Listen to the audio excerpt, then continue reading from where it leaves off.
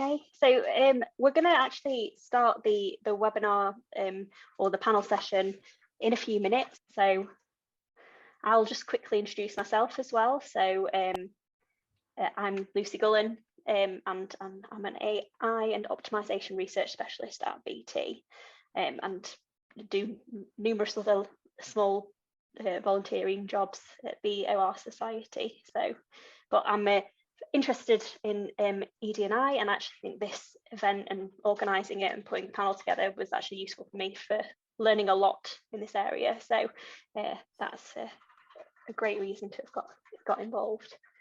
Okay, I'm just going to give it another minute, see how we're doing on attendees. I can see a few people are recognised as well. Okay, well, I don't want to be speaking for too much longer because I think, you know, the most interesting thing we can do is actually start the discussion for this event, which is about diversity in OR and analytics. So I'm just going to go through a few introduction slides, bit of housekeeping to start off with. So we're going to be actually using the Zoom Q&A feature for the panel. So if you've got any questions, just pop them in the Q&A feature. If you see a question that you think, oh, that's particularly interesting to me, upvote it. And then if you have a question for a specific one of our panelists, speakers, then make sure that you direct that as we go, so that we can give it to the right person. And any problems, we'll be monitoring the chat. So if you've got any problems, don't put them in the Q&A, just put them in the chat and Gavin will try and help you with that. So coming up, we've got a Q&A panel session with our fabulous panelists today. So I've just got to thank Nadia Madhyab, Bernadette and Alain for joining us and actually opening this discussion for diversity in OR and analytics. We have got an hour today, so it is reasonably quickly. So that's why I want to kind of push forward and actually get onto the questions and introductions. Just to give you a bit of background on the OR Society and ED&I. So there is a diversity, equality and inclusion page on the OR Society. So if you're interested in learning more about the promises and the strategy that the OR Society personally has for ED&I, then please do go and have a look online. We do have a board level diversity champion, Nicola Morrell, who is actually leading the strategy along with executive staff members of the OR Society, trying to improve practice and communicating diversity strategies to us as members and stakeholders of the OR Society. And they meet, there's an ED&I group that meet every 6 months to actually look at different activities and plan strategic activities in this area. But throughout the things I was reading on the OR Society website about ED&I, a lot of that promoted Together We Achieve More as a kind of a tag, and I believe in that myself. So I do think it's great that we're going to start having events like this where we can actually have some nice open discussions about what ED&I, especially diversity in this event, mean to us. Okay, so past events, and all of these are recorded, that you might actually want to go and have a look at. That we've got here have actually been organised in the past, in the last year. So about fostering inclusive workplaces, being anti-racist, trans and non-binary inclusion, and understanding disabilities. They're all webinars that were run by the OR Society last year that you can still see the recordings for. And there's also autism awareness training that you can access through. We can make these available after the session if anybody wants to see have access to these links. They were in emails that came out through the OR Society, but sometimes they get lost in inboxes. And just to let you know, so future events linked to ED&I, if you are interested by this event and you want to know, where can I see similar events, just know that the Warren Network is actually hosting an event on exploring gender bias in operational research with systems thinking. So that's the speaker for that is Antuela Taco from Loughborough University, and that's coming up on the 23rd of June, so you might want to check that out. And Nicola, our diversity champion, actually told me about lots of different celebration events that are going to be coming up at the later half of this year, so October, November and December this year. And she is actually looking for people that have you know, an interest and would love to support these events. So if you are interested in any of these events that are coming up, then please do feel free to contact Nicola or myself, and I can put you in contact with Nicola to see how you can support more of these events that are coming up in the future. Okay, so I think we're going to dive straight into our event now. And the start of that is to introduce each of our different panelists. So we'll go around. So I'll start with Bernadette. Do you want to just give a quick introduction? I'll stop sharing. Yeah, sure. Thanks, Lucy. Hi, everyone. My name is Bernadette Kisalu. For those that don't know me, I am a lawyer in our customer experience legal team at BT. So that means I advise our business about how they sell their products and services, which are typically mobile, broadband and TV and sport, into millions of customers' homes throughout the UK, whether those sales are made online, in our retail stores or over the phone. I also wear a secondary hat, which is why I'm here today, and that is I chair BT's Ethnic Diversity Network. So it's one of BT's 10 people networks, and the purpose of the Ethnic Diversity Network in BT is to empower and amplify the voices of BT's racially diverse communities, to make sure people from ethnic backgrounds have a voice at the most senior levels of the business, and that BT's policies, practices and procedures don't unfairly disadvantage people from those groups. So really happy to be here today and talk about equality, diversity and inclusion, and how we can make workforces more equitable. Thank you. That's great. Thank you so much, Bernadette. So we'll go to just going around my screen. Alan, do you want to say hi to everyone? Yeah, thanks, Lucy. So yeah, hi everyone. So I'm Alan Zenko. So I am an associate professor in operational research at the University of Southampton. So on what I do more precisely around operational research. So my work is around continuous optimization. So I develop so my research is around developing some theoretical work and algorithms to solve some specific classes of optimization problems, which have a wide range of applications, whether it's in engineering, in data science, and so on. So, which is also part of maybe why I'm a fellow of the Alan Turing Institute of Data Science and Artificial Intelligence. So around that space, I try to highlight the sort of work that I do, which has some intersection with data science. So yeah, I also teach a few courses around operational research at Southampton. And in terms of diversity itself, or in anything else, this is probably the first, my first step into that space.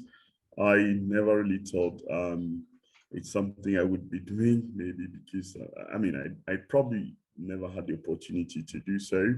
I know a lot is happening around me on that topic.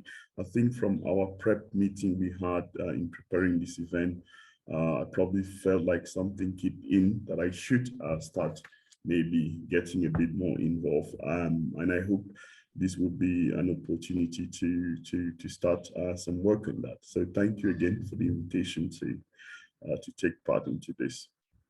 Thank you so much. Okay, Nadia, do you want to say hi? Introduce yourself. Hi, hello everyone. Can you hear me? Is that okay? Yeah. Yeah. Hi. Yeah. Hi. So hi everyone. My name is Nadia Madhyab.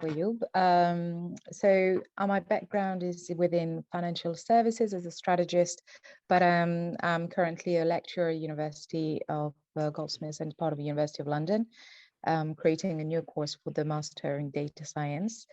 And so my industry is finance, but currently I'm within the academia, and very passionate about the topic that we're going to be talking about today, and the importance of having a more diversity as well in the STEMs and more in the new technologies try to encourage people to move into the new science, similarly to Alan within the AI field, for example. So I'm looking forward to the talk. Great. And Vidya, do you want to, last but not least? Thank you. Thanks for having me here.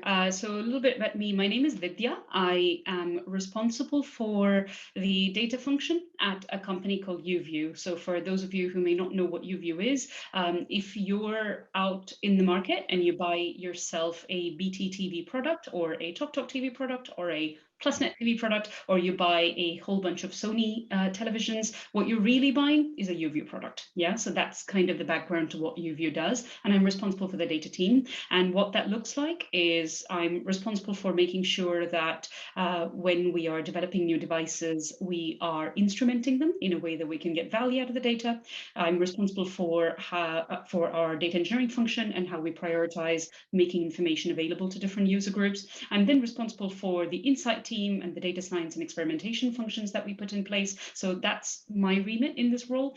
This topic around diversity within this field, quite a broad field, is really a subject that that is quite close to my heart for a few different reasons. The first is that the team that I am responsible for is made up of people with several different skills and backgrounds and walks of life. And it has led me to reflect a lot about how the environment around those individuals can really support and help them thrive in that environment and do their job to the best that they can do it.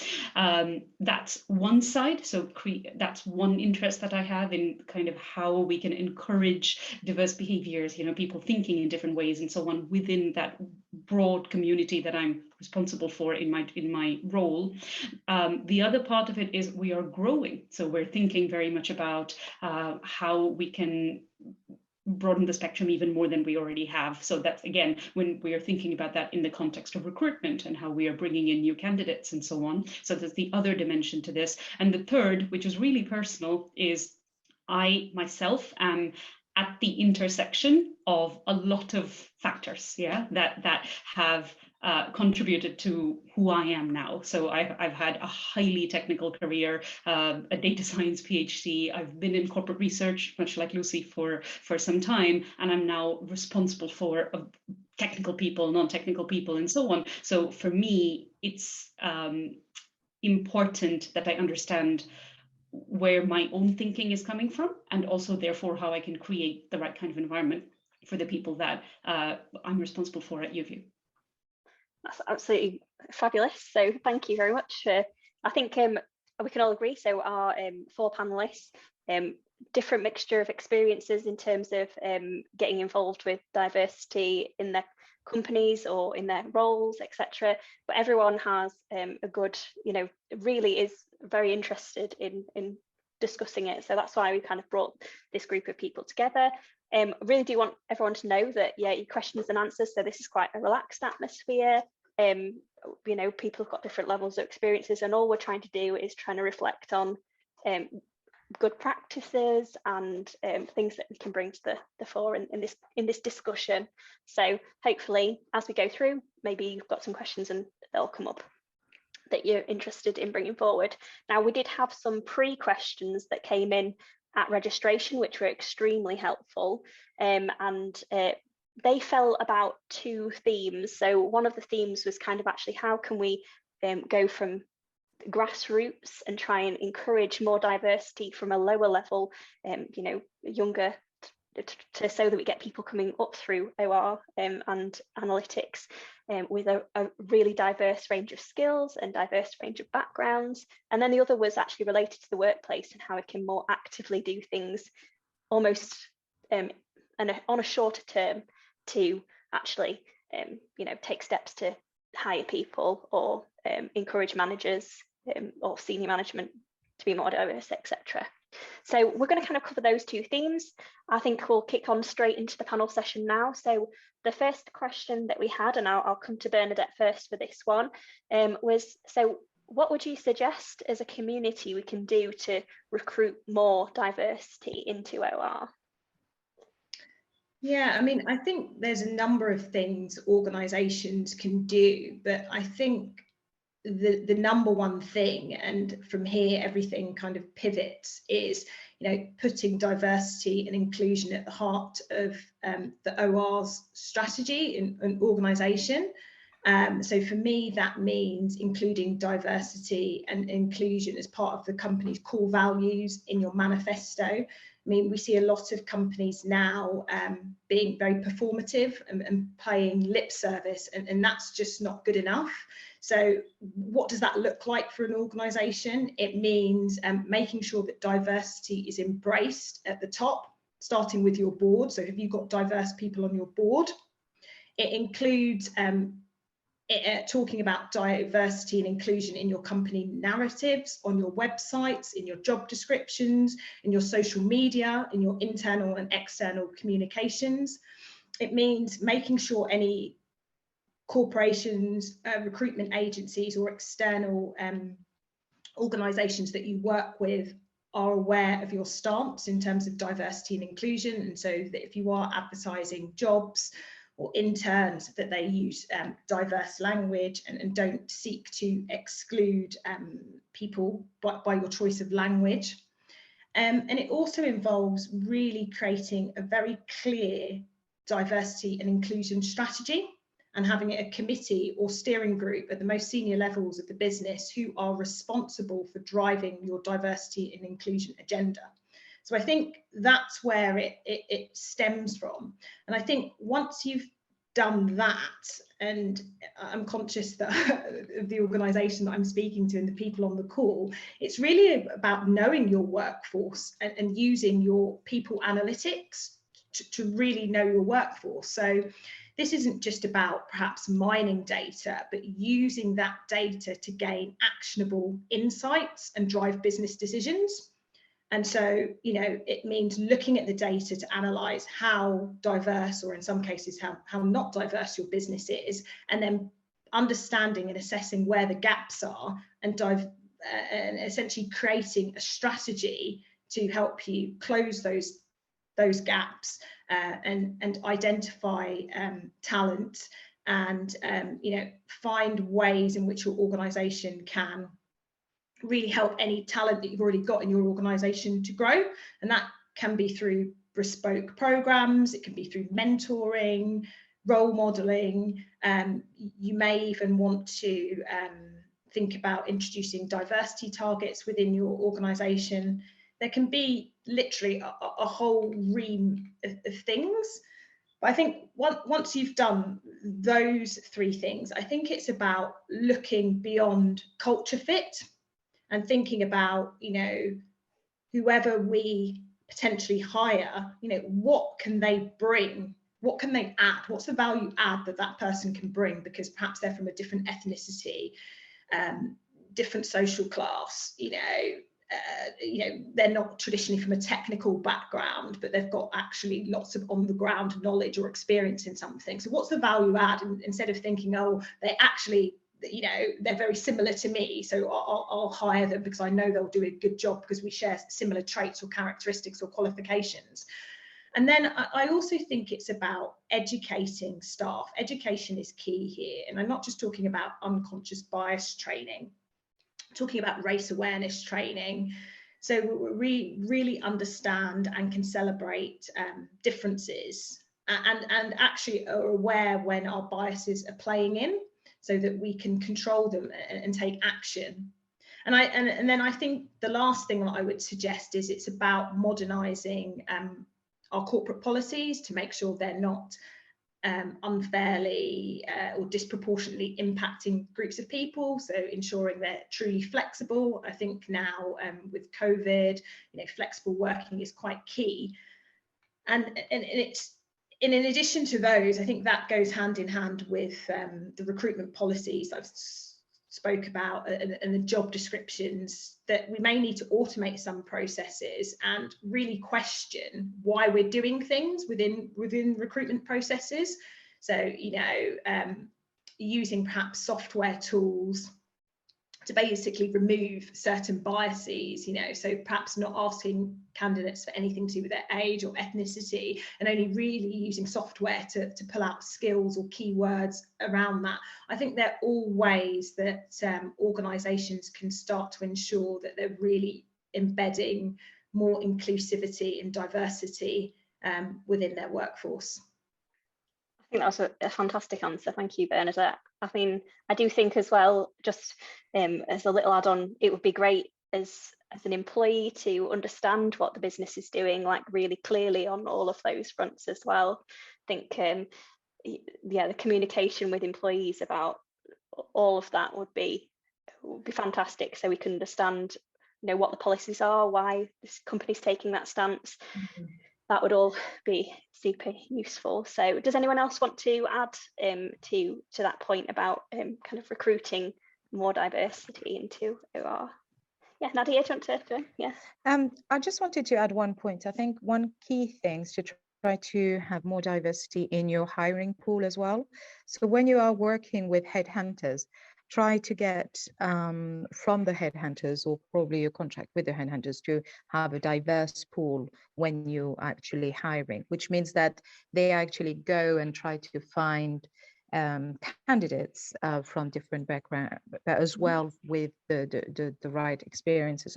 So I think it's another exercise to make sure that from the pool, we have to make sure that the pool is a little bit bigger and we have more candidates in there.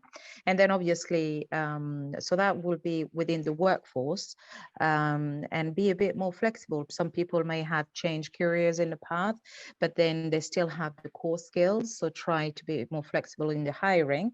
And the third point that I wanted to say, and I guess we will be talking about that a bit later, is regarding trying to introduce make sure that STEM people from different backgrounds as well are following the education within the STEM field. So then that part of the work needs to be done more from in an educational perspective, and especially at the high school and the universities as well. But I'm guessing we will be talking about that later.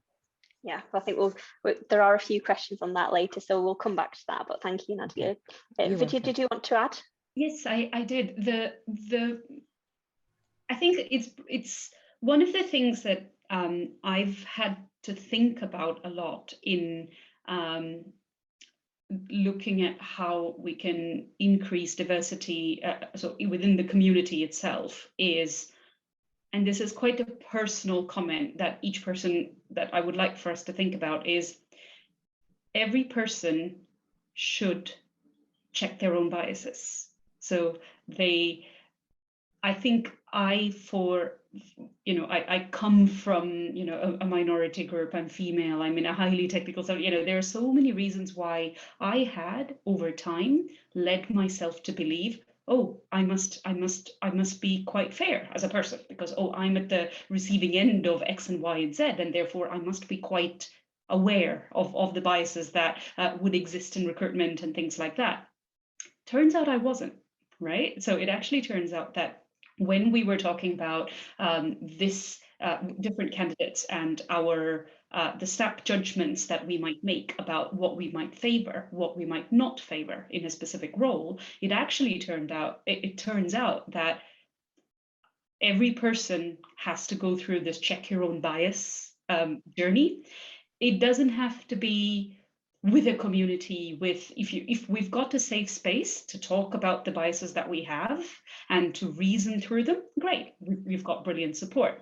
But you don't need that. You can kind of go through that for yourself, and you can be brutally honest, because the only person listening to it is you. You see, the only person who's figuring it out is you. So it's kind of a non-judgmental space to understand what things you as an individual see favorably, what things you as an individual make snap judgments about, and are they valid? Why do you think that way? And to go through that for yourself doesn't have to be an open thing. I think that's been, for me, one of the most important realizations as an individual in a community trying to build a certain set of behaviors.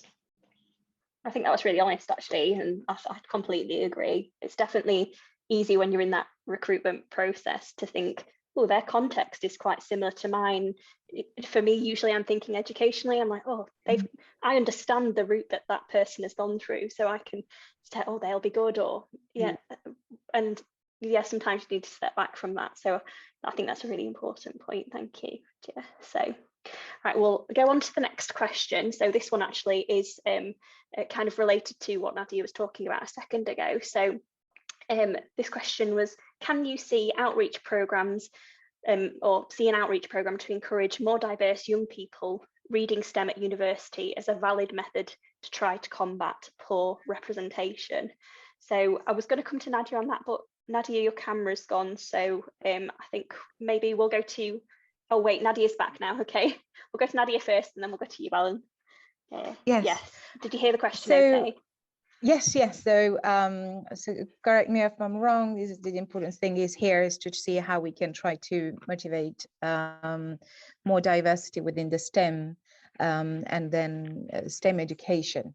I think this is crucial in the sense that there's no doubt that going forward, not only industries but all the fields are going to be very digital, very technical focused. So for the future of the workforce, the digital aspect is very important, and then for any workforce from diverse background or not, it is important to be aware or at least digitally educated about that. So now, when we look about the education, there's less people from diverse background, and for example, women within the STEM field, and that's been going on for quite a while. And I think it is important to try to see how we can rectify that. There have been many. It's interesting because there have been many initiatives going on this for years, and people are aware of it. How somehow we're still not getting there, or people are changing career, or they're not following up into careers within technology or within the STEM field.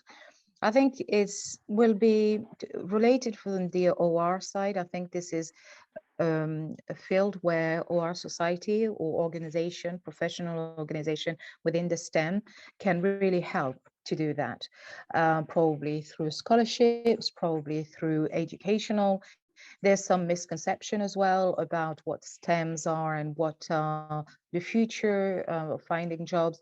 So I think there's still a lot of work to be done in there. But then organization like DOR will be brilliant actors to be able to help there. So what could we do as individual? The other thing is we are within the STEM field, try to talk to the younger students and try to motivate them and probably break these images that they have about the STEM, and there's no interest, or you have to be very good in math, or this very predefined concept. And I guess that will be the two options that we can look at from a macro level and a micro level. Both good points. Yeah, I think it's really important to see people from diverse backgrounds as well going into STEM environments and showing that your typical image in your head of what a data scientist or a math professor is potentially not what they initially thought. So yeah, I would encourage everyone to get involved in going into STEM environments. So Alan, did you want to comment on that as well? Maybe just to emphasize probably a couple of things that Nadia has said.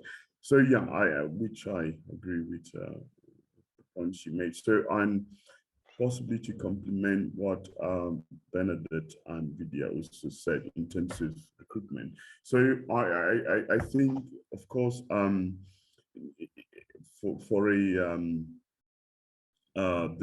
for recruitment process to eventually lead to possibly candidates to, the recruitment of people from with a diverse background, eventually you would need probably to have more applicants from minorities, whatever they would be, which I guess can only happen if you have a more diverse base of OR professionals in the field, which I think at least from what I've seen, I think the pool of students that we get in universities, they're very, I think, at least in Southampton and in a few other universities I've been to, it's not as diverse as you would hope to be, or you don't have representation in a sense of something which will reflect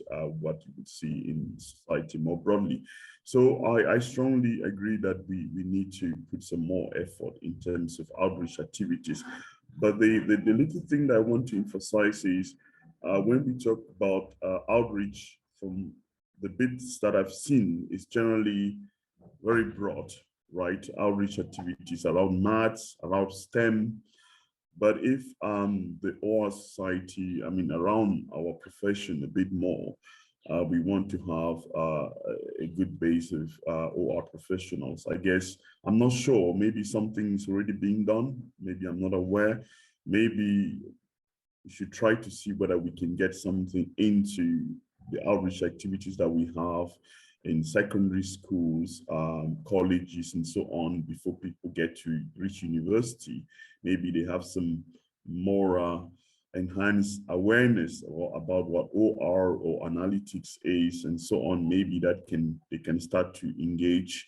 I assume I've talked to students during visit days, and I assume, I mean, from the bit that I know, we used to have some bit of, I think, how was it called? Is it decision science topics in maybe some math subjects in the past? I'm not sure. It seems it's not more there anymore. Maybe I've had a few students in the past who might have been aware through those channels, but I'm not sure how much OR related subjects are taught in school these days. So maybe those are some things that the OR society can look into, whether students in secondary school, colleges are actually exposed at all in what they are taught about OR, because maths is so big that I mean, it's very easy that it gets lost into all the sort of things that are taught in school. So maybe at least two things that I see.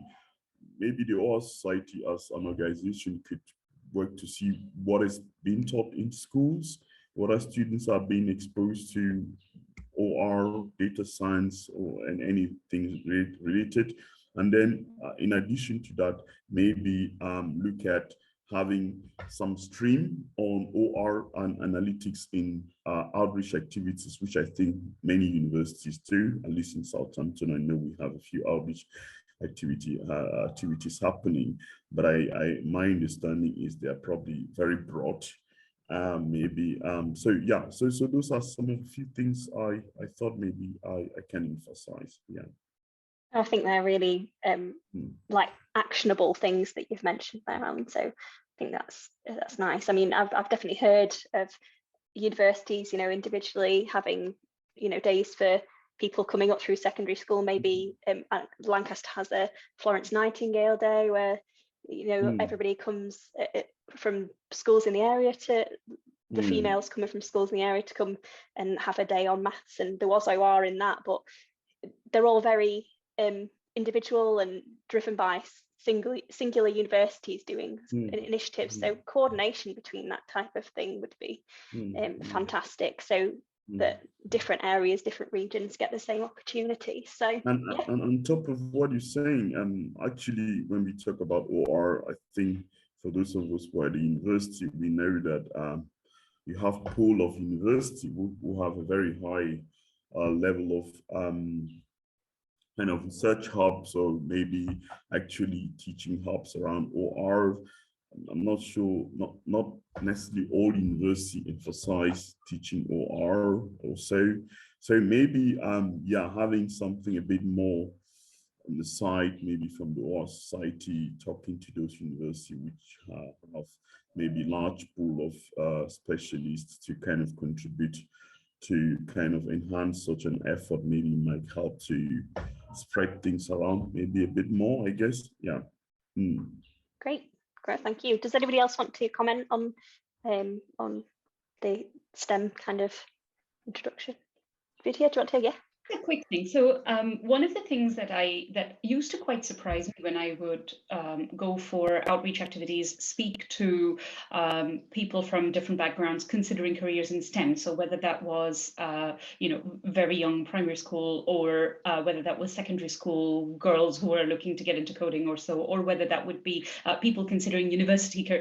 Do I go this university, this one specializes in that, this one. So a lot of those different levels of interactions that I've had. One thing that has always struck me is the size of the misconceptions that can exist with a lot of the people who that I've spoken to. You see, so where the information that the individuals are getting is perhaps coming from their friends and family, and perhaps coming from the people in their immediate vicinity. You see, so and therefore that then means that there tend to be a lot of misconceptions potentially about what X type of role does, what X type of, Y type of role might do, and what some of the opportunities are given who the individual is within that field. So actually that, from my perspective, it makes a lot of sense for these outreach activities to just focus on painting a real picture of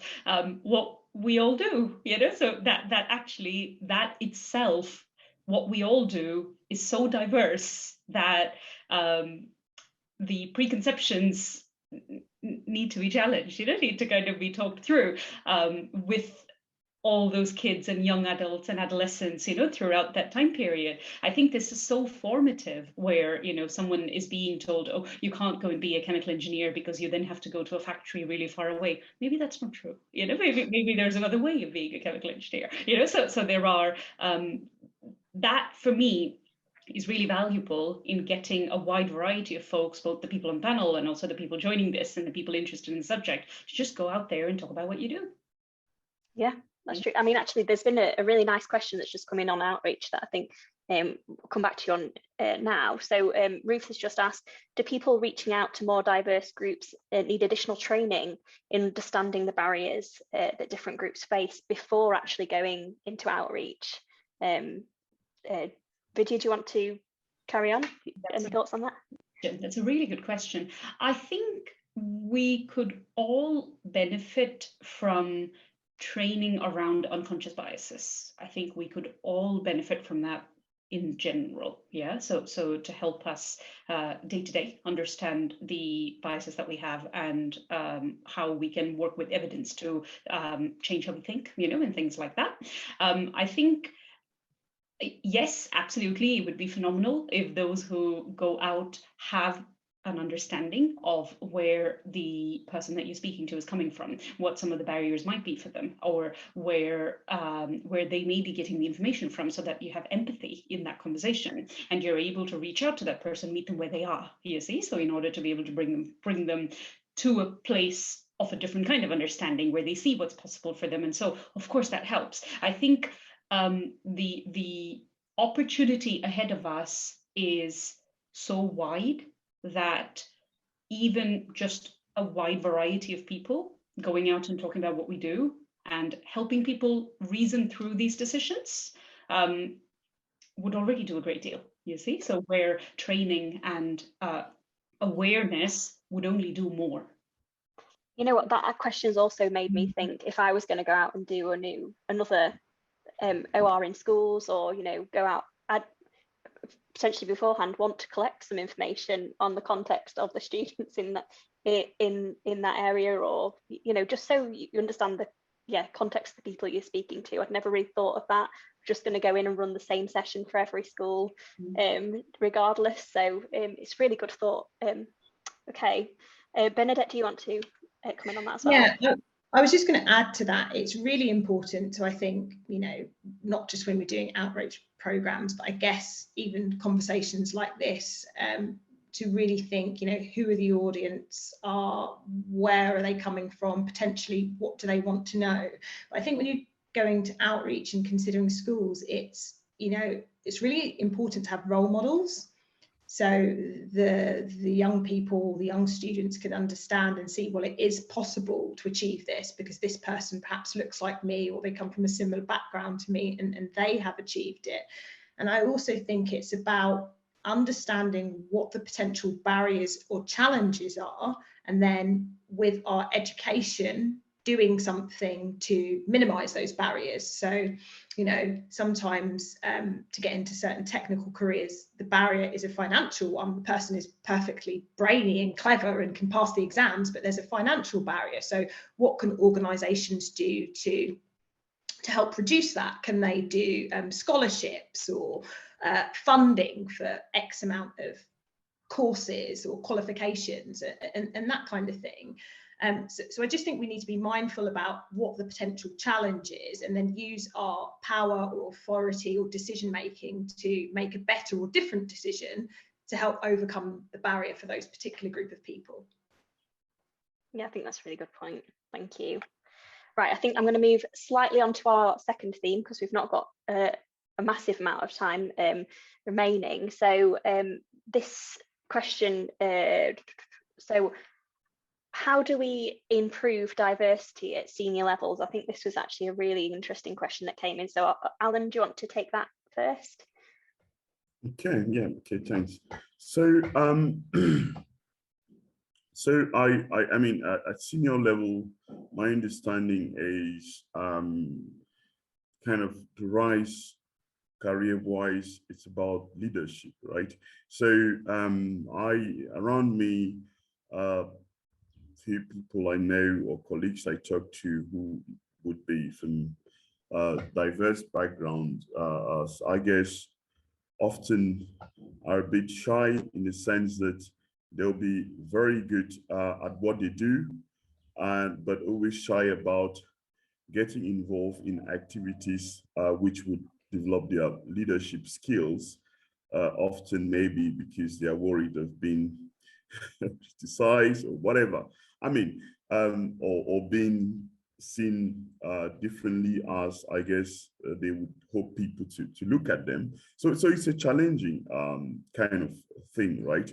But one thing that I would really like to come across is, I believe there is a good side of being a minority, of coming from a minority, in the sense that I believe that to rise career-wise, you need to get noticed, right? You need people to notice you, to be able to give you opportunities, right, to progress at a senior level. And to get noticed, you need to get involved in things that are beyond doing the day-to-day job, right, which everyone can be good at. And I think diversity can be, I mean, at least visible diversity, in the sense that, yeah, as you can all notice, I'm a black guy. If I'm in 20 white guys, I suppose if I do something positive, I easily would get noticed, right? So in that sense, I honestly believe that diversity can be a positive thing in terms of progressing career-wise. So, and what I think holds many people back is they are scared, or they are shy of getting involved, doing things beyond doing their daily. For instance, if I take academia, often you get people from ethnic minority who are very good researchers, who teach very well, but they don't get involved in activity which would take them beyond that. For instance, the opportunities at it could be getting to be involved in recruitment processes, getting involved in panels, getting involved in all those sort of things, which would give you opportunities to get people to know you, because for you to rise, you need to build trust, right? You need to get to get into situations where people would see what your views are on issues, right? For those opportunities to come. And I think those are some, I assume, I don't know what this answer is, to be honest, but I think those are some of the barriers. People feel hold back for some reason. I don't know what are all the reasons, but I think one of the things that I hope we could work on, or maybe there could be possibility maybe to get people to get trainings on is because as I mentioned at the beginning, you need to develop your leadership skills to rise at the senior level. And if you're shy, you don't want to get involved when there are meetings to get your views across and so on, people won't get to know you. That trust won't be built. The opportunities won't come across. So I believe that those are some of the things that maybe people could think about, how it could be possible to get that to happen, to get people from diverse background to put themselves in a situation where they can get noticed, they can get their views, they can get people to know them, to build the trust, for them to get the opportunity to rise and move into those take those senior roles. Yeah, I think it's really important for people to know that, or to recognize that their voice is as important as everyone else's voice as well. Just because you don't come from the same background as those in senior management doesn't mean that your voice isn't worthy of hearing. So, and I've actually read lots in preparation for this event about, the best teams are often the most diverse teams in terms of all sorts of different diversity factors, because people have got such different ideas and bring that new things to the fore, which is really cool. So does anybody else want to comment on that before we move on to the next question? Okay. So actually, I'm going to go to a question that takes us back a little bit, because there's another question that's been upvoted in the questions from the audience. So this one's specifically for Bernadette. So it's from Ruth again. Is there a tension between blind recruitment to avoid hiring bias and individual value add, identifying what individuals bring as a result of their diverse backgrounds? Yeah, I mean, I don't think there's a tension between the two. I think there has been a number of studies that shows blind hiring works. I remember a study that said as many as 50% more women have got through to final stage interviews when using a blind screen. So that would be a scenario where you're removing the candidate's name and other identifying factors, maybe such as their age, address, perhaps where they went to school or university, or their kind of technical experience. And I think if you're just considering the candidate on merit in terms of how they're performing, then I definitely don't think there is a tension. I think it's just a great way to help remove those unconscious biases, because I think naturally, we all have unconscious biases, but it's what we associate with them. So if someone went to a particular university, they must be really bright or really clever, or like you if you also went to that university, or if you live in a particular location, you may be good or bad or whatever it is. But all of those things are just instantly removed, and quite frankly, they don't matter, because you should be assessing the person on their ability to do their job, or the job that you're hiring them for, not what affinities you're drawing to them because of where they're from or where they're studied and so forth. So no, I think blind screening, blind hiring is a good thing. Yeah, no, I think that's a really good point. I think actually there's another question that's in the chat, so I'll come to this quickly because I've got a finishing off question for you all at the end of the event, but we'll go to video again on this one. So because you mentioned about checking your bias, and somebody's actually asked, how do you actually check your bias, and how can you rectify that?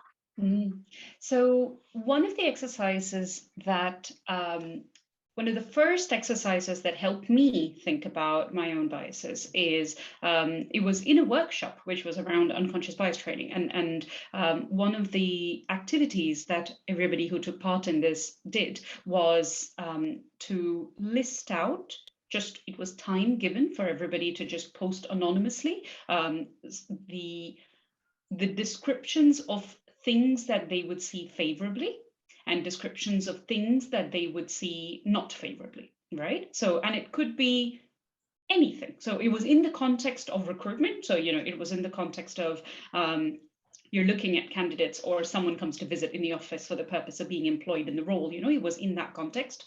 And it was really people spending time writing down the things that they notice, and therefore what do they associate that with, and the things that they notice and what do they, both positive and negative. And what was really surprising is firstly that people notice very small things. Yeah, so people actually notice very small things, and people form snap judgments around that. So there were, for example, there might have been, so one of the examples that was given as part of the exercise was, okay, someone comes into the interview and they have tattoos. Someone comes into the interview, they are wearing spectacles, like glasses. Someone comes, so how do you, and people saying, okay, when someone wears glasses, I think they must have studied a lot, right? So it's just the sort of thing that you might just associate with, because that's just what you've known. So it's just going through the exercise yourself of saying, what are some of the things that when you notice them, you're going to kind of favor positively? And what are some of the things that you're going to have a negative judgment about in some form? That's it. I feel like that's the first step. The other thing that was in that question, which was really good, is what can you do about it? I think when we are in a position of making decisions, whether that's about people's personal growth or career, or recruitment into a team or things like that, or even thinking about somebody's in the role and they're looking to grow, even in that kind of conversation, or somebody wanting to do something that they're not able to do in the role right now, conversations like that. I remind myself to ask the question, Vidya, why do you think this? Why do you think that this is okay, this is not okay, So, and it also takes a good community. So I have wonderful people, and it takes a diverse community to challenge each other's stereotypes and say, why do you think that was really important for this particular role? Do you see that as being desirable, or do you see that as being essential?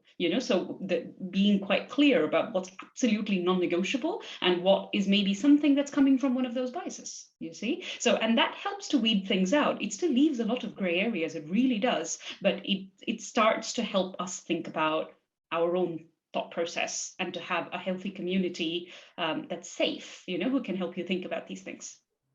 I think that's already made me start to think, because as soon as you said, those two examples, I was like, in my head, I flashed up a thought and I was like, why do I think that? And yeah. So very odd, didn't even know. So, right, I think the last thing, just really quickly, I'll go around each of our panelists. Just if there was one thing that is a priority going forward, you thought, as a community or individually, you think people could do to encourage diversity, can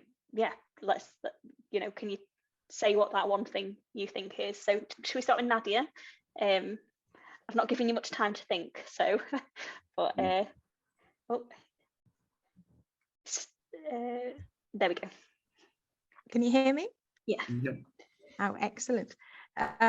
So one thing I would say, definitely try to bring STEM to to all diverse backgrounds, so make it more accessible,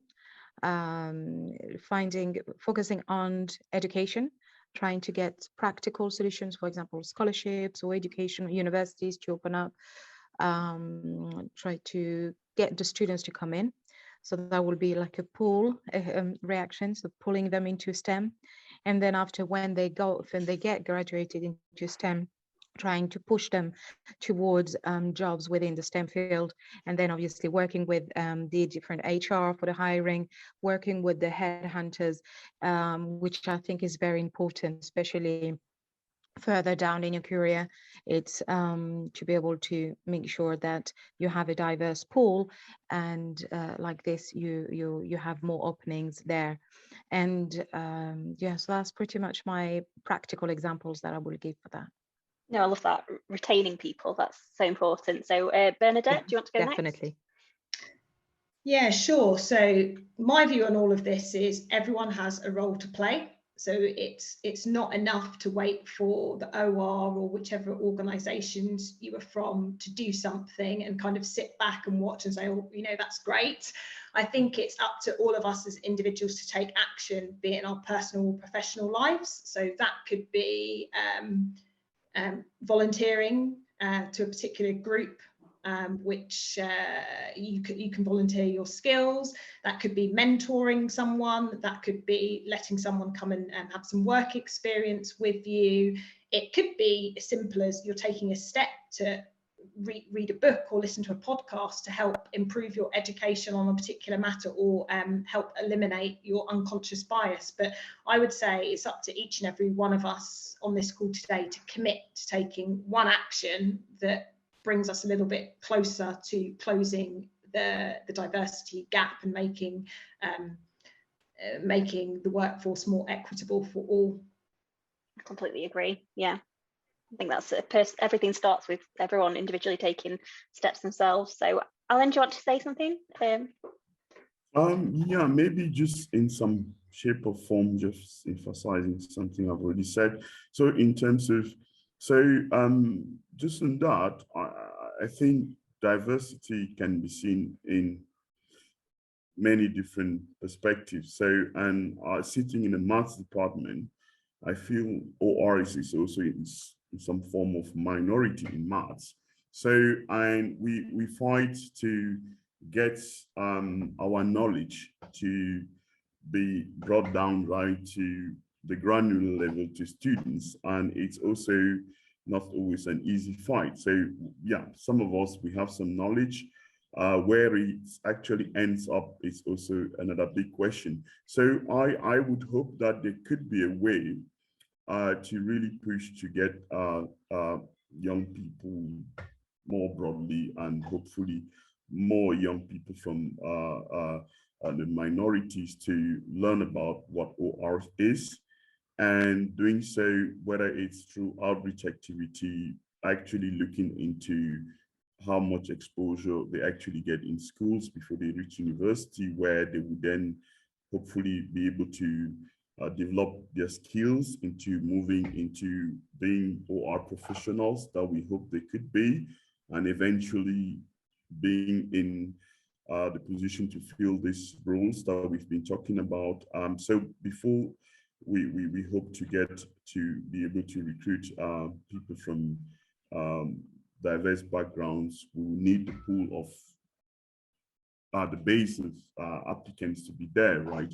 So I'm really, really keen to hope that young people will get the opportunity to learn about OR as much as possible before they reach university. Yeah, so I really hope there would be some, I don't know what the solutions are, but yeah, so something could happen on that side of things. Yeah, I think a lot of people would agree with you. Thanks, Alan. And yeah, again, last but not least, I'm not doing it on purpose, Vidya. Do you want to? So I think one of the most important things for us to do is to create safe spaces for people to ask and learn.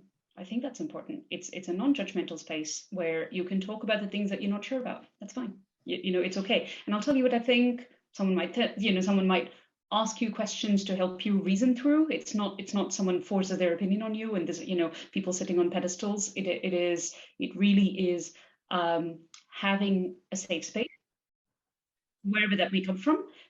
If there isn't an outside person, it's with yourself, whatever that might look like, to have that safe space to think through and reason and talk about some of the things that we don't feel sure about in this space of inclusion and diversity, and what's okay, what's not okay, when is it in this gray area or that gray area. I think that is important. That's probably the foundation skill, is that safe space, and then you go from there. Yeah, no, I think a really, really good point. I think I've been in that space myself a little bit this last few weeks, in realizing, actually trying to put this together, how much I didn't know myself about this area. So really good place to start learning. I've really enjoyed chatting to you all today about it. So, and I hope everyone's enjoyed the discussion. So we are currently out of time. We've got to 1:30, but yeah, I hope all of our participants have enjoyed the discussion we've had today. And if you want to get in touch and give us some feedback, you can send me an email or contact me. I'm on the researcher database on the OR Society website, so you can find me quite easily. So yeah, and thank you so much to our panelists. You've been fantastic, and for being honest and open with your views and about what we need to do. So thanks very much, everybody. Thank you. Thank you for having us. Indeed. Thank you very much. Right, thanks a lot. Have a nice day, everyone. Bye. Bye. Bye.